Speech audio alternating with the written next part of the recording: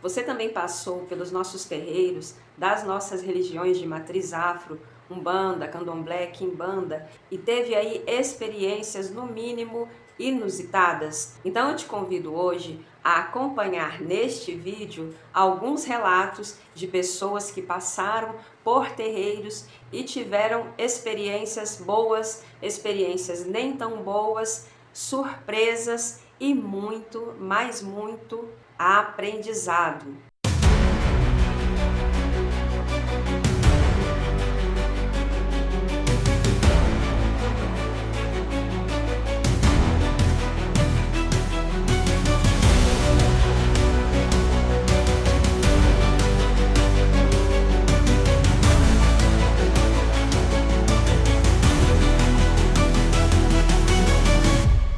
Saravá macumbeiros, macumbeiros e simpatizantes, eu espero que todos estejam bem. Para você que não me conhece, meu nome é Andréia e você está no canal Filha do Marabô. Seja muito bem-vindo, seja muito bem-vinda ao nosso canal. E o primeiro relato, pessoal, que eu quero compartilhar com vocês é o relato dessa moça que ela, entre outras coisas, ela quase desistiu de acreditar nas nossas entidades por conta de uma experiência muito, mas muito ruim que ela teve em um determinado terreiro. Olha só. Vou contar pra vocês um dos traumas que eu puxei aí ao sair da antiga casa, com tudo que tá acontecendo e tal, e que isso tem afetado até minhas visitas em outras casas. Eu simplesmente não aceito conversar com uma entidade que seja da mesma falange do meu antigo dirigente.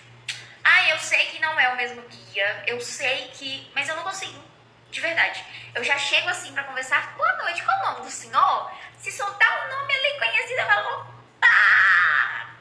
Eu falo, só vim tomar um passe.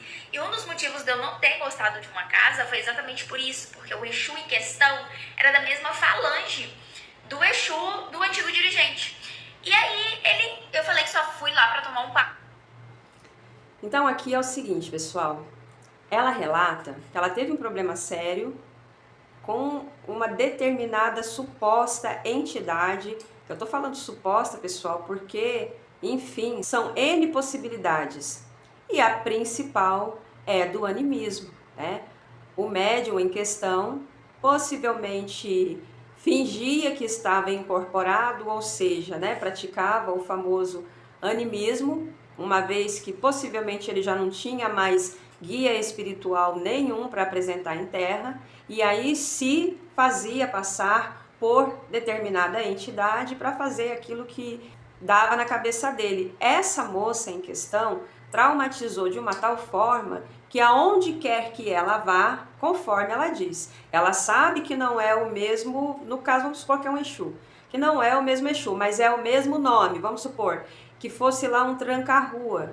Ela sabe que se ela for num outro lugar, não será aquele mesmo tranca-rua, mas na cabeça dela, aí ela vai falar mais adiante do vídeo o porquê que ela acha que não é tranca-rua, tá? E se fechou, não consegue confiar mais, traumatizou, o nome disso é trauma, né? Ela desenvolveu um trauma relacionado a essa questão. Então, a primeira coisa que nós temos aqui que esclarecer é o seguinte, tá? O guia espiritual, ele não tem nada a ver com a marmotagem dos seus médiuns. Então, no caso, a pessoa que passa por esse tipo de problema, ela primeiramente procura se afastar, né, obviamente, do local, já que não está te fazendo bem, né, mas principalmente buscar entendimento, conhecimento, estudar, para ela entender principalmente o que é o animismo. Não é verdade? O que leva aquele médium a agir daquele jeito? Só ele, a consciência dele e a espiritualidade.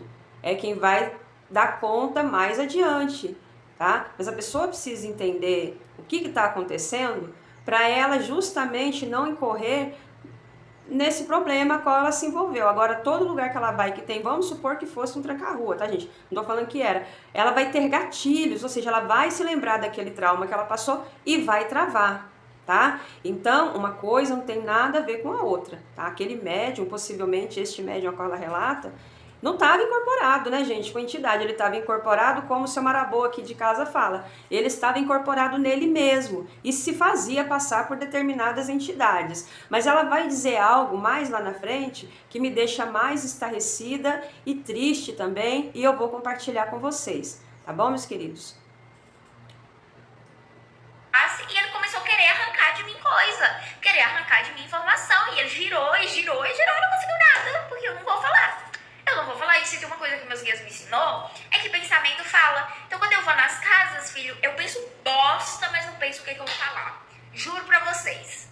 Ai, Andressa, mas por que isso? Gente, eu tenho na minha cabeça que se tá fazendo tudo que tá fazendo, se tá sendo do jeito que tá fazendo, é porque os guias concordam, né? É porque os guias aceitam, é porque isso e aquilo. Então, automaticamente eu tenho na minha cabeça, mesmo eu sabendo.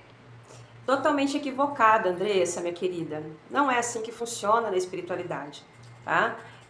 Na verdade, é assim, olha, jamais pensa isso, né, de um guia espiritual. As nossas entidades são espíritos de luz. Então, se determinado médium está incorrendo no animismo, veja bem, vamos supor que ele está ali incorrendo no animismo, no caso foi com o Exu. As outras entidades dele se afastam completamente. Ainda que mais na frente ela vai falar com vocês, porque chegava um caboclo, tudo bem, chegava um outro guia, tudo bem. Não, meu amor. Ele estava praticando o animismo com todos os guias espirituais que ele supostamente incorporava. Vocês estão me entendendo? Então não pense que porque os outros guias espirituais estavam concordando, né? Estavam sendo coniventes com aquela marmotagem. Não, jamais pensa isso da espiritualidade.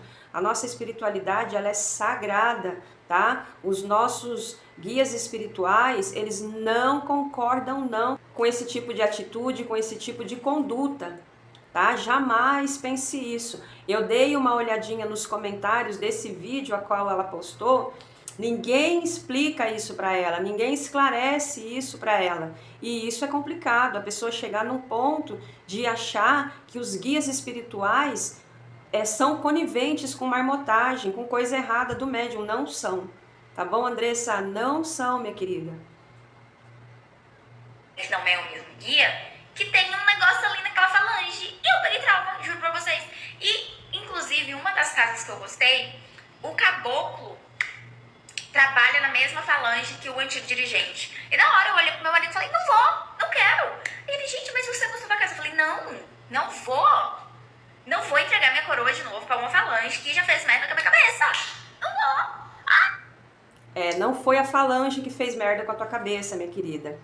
Foi o médium, tá? Foi o médium. Jamais culpe o sagrado pelo que um médium irresponsável fez com a sua vida e com a vida de sabe lá mais quantas pessoas. Tá? Então, enquanto você estiver incorrendo nessa questão de achar que por conta daquele médium, todos os guias espirituais que ele supostamente dizia que trabalhava são responsáveis, têm culpa por aquilo que aquele médium fez, infelizmente o seu trabalhar, a sua evolução espiritual vai ficar um tanto quanto travada. E aqui eu não estou te julgando, não estou apontando o dedo. Esse trauma que você desenvolveu é perfeitamente compreensível e perfeitamente tratável também, tá, minha querida? O que precisa ficar bem esclarecido aqui é que não se pode culpar os guias espirituais pelos erros dos médiuns,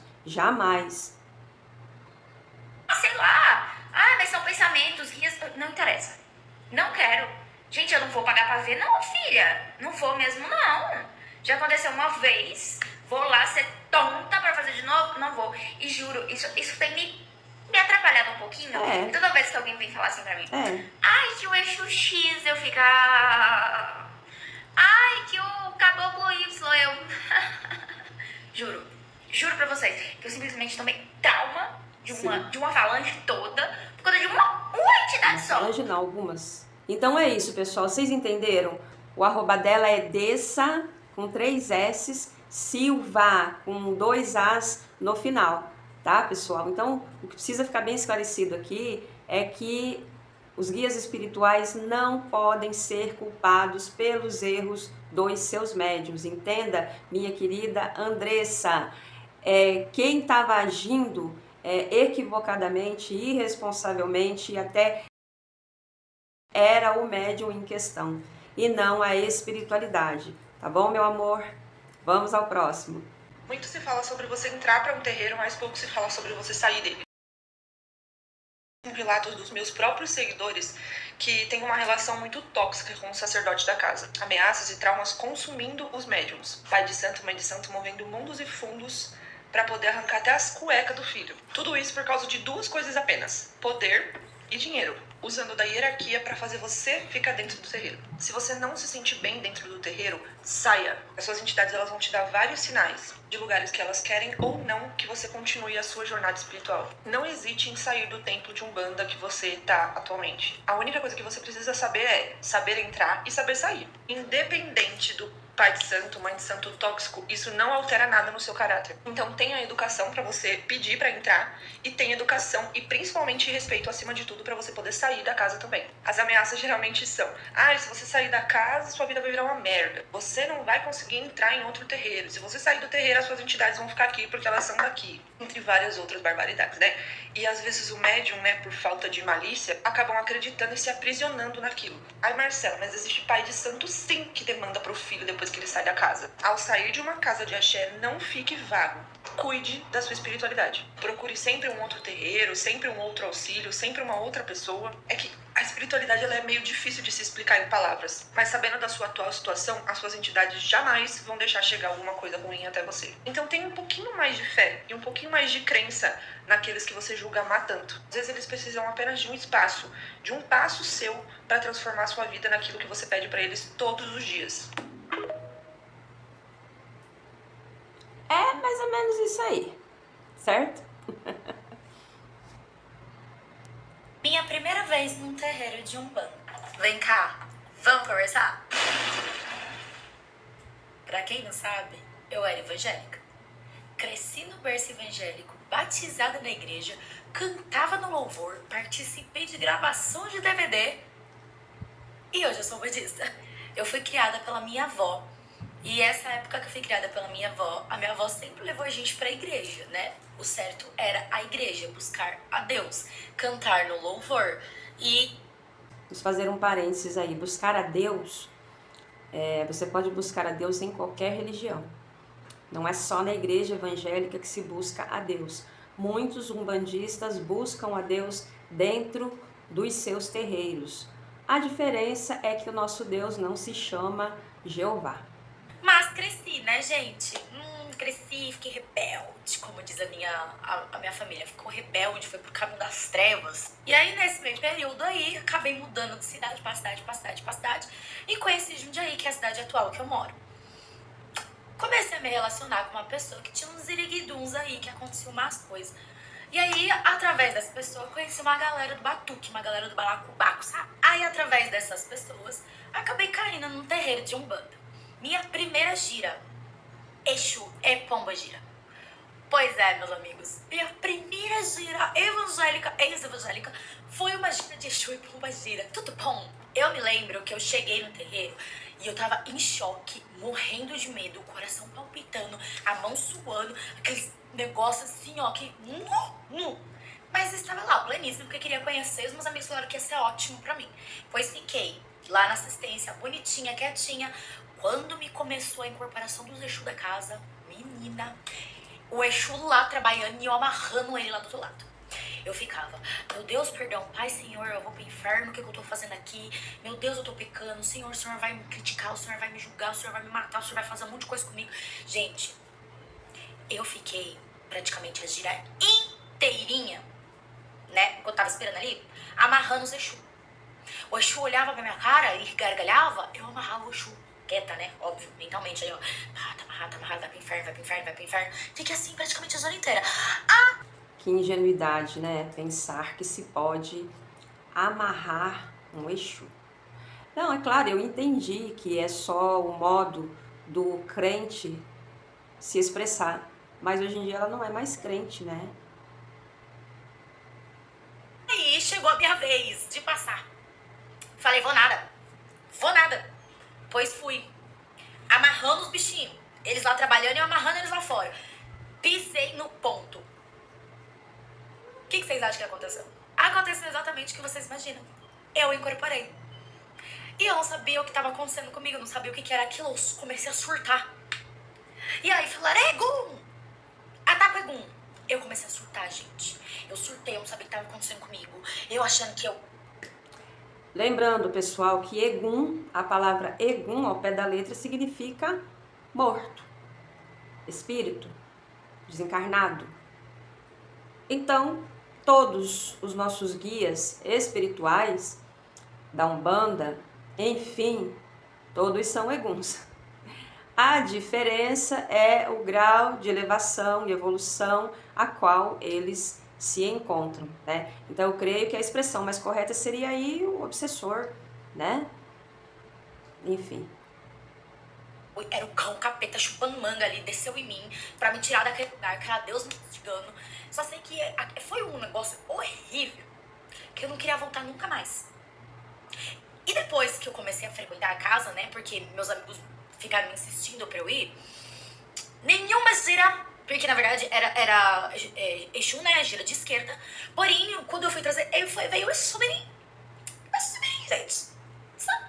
Que trabalha comigo, ele chama Risadinha. Trabalha na linha de caveira. Vocês já imaginam, né? A peça. Pra quem vivia criticando, amarrava os ubandistas que via passando na rua, falava que ia tudo pro inferno, que era tudo cão. Tava lá. Só que eu fiquei muito tempo sem trazer Exu Mirim, porque eu tinha medo, né? Porque eu botei na minha cabeça que o Exu Mirim era aquilo, aquela palhaçada que eu fiz. Porque eu não tava entendendo a energia do bichinho. Pois foi isso. E aí aqui ela fez uma observação interessante, né? Aquela palhaçada toda que eu fiz. Então fica esse alerta, tá, pessoal? O médium, quando ele está, principalmente no desenvolvimento mediúnico, tá? Ele passa muitas das vezes sim na frente da entidade. Aí cabe a quem é de direito ali, né? O dirigente da casa, o pai ou a mãe pequena, enfim, observar e dar ali para aquele médium as orientações necessárias para ele seguir com seu desenvolvimento mediúnico da melhor forma possível.